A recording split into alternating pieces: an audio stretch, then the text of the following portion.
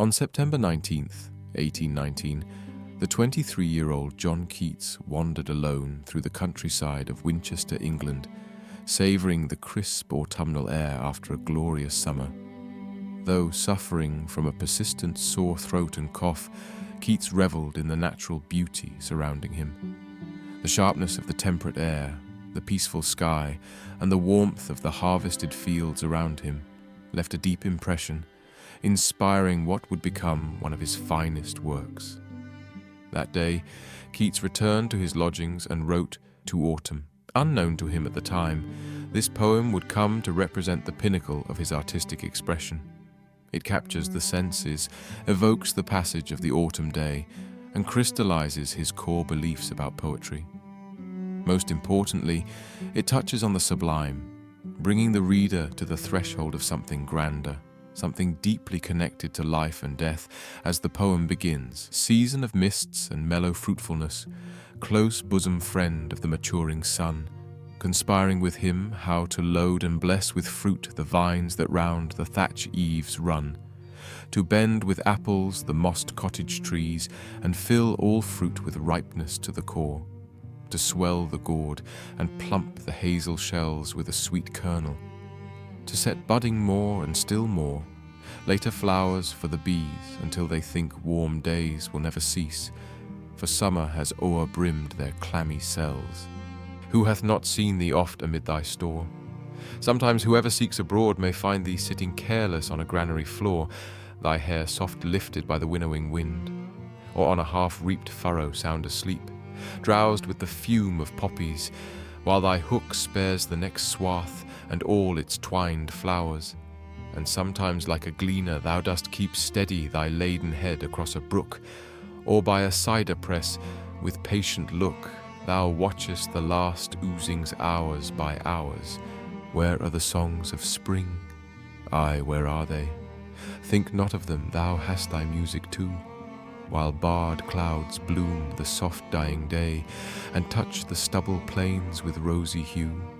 Then in a wailful choir the small gnats mourn among the river sallows, borne aloft or sinking as the light wind lives or dies, and full-grown lambs loud bleat from hilly bourne, hedge crickets sing, and now with treble soft the red-breast whistles from a garden croft, and gathering swallows twitter in the skies.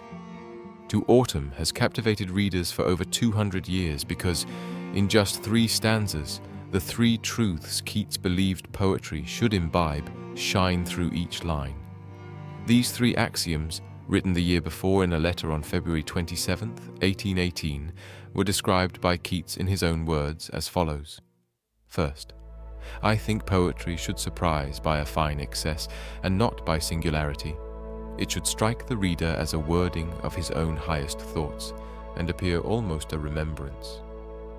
Second, its touches of beauty should never be halfway, thereby making the reader breathless instead of content. The rise, the progress, the setting of imagery should, like the sun, come natural to him, shine over him, and set soberly, although in magnificence, leaving him in the luxury of twilight. But it is easier to think what poetry should be than to write it. And this leads me to another axiom, that if poetry comes not as naturally as the leaves to a tree, it had better not come at all. To Autumn captures all 3 of Keats's truths, and is why this poem endures 2 centuries after it was written. It stirs within us the memory of an autumn day we may have once felt, yet one to which we never put words.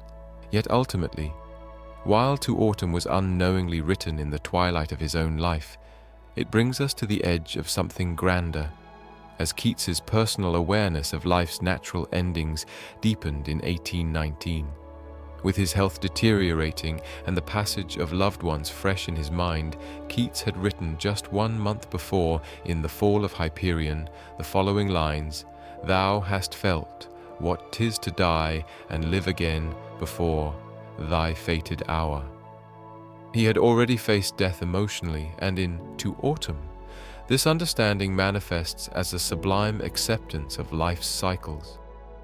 Keats' closing lines do not evoke dread, but a quiet reflection, leaving us in the luxury of twilight, fully aware of the richness of life and the peaceful acceptance of its end, both held in perfect balance. This is the true power of To Autumn, its ability to touch the sublime, leading us to embrace both life and death as two sides of the same eternal cycle.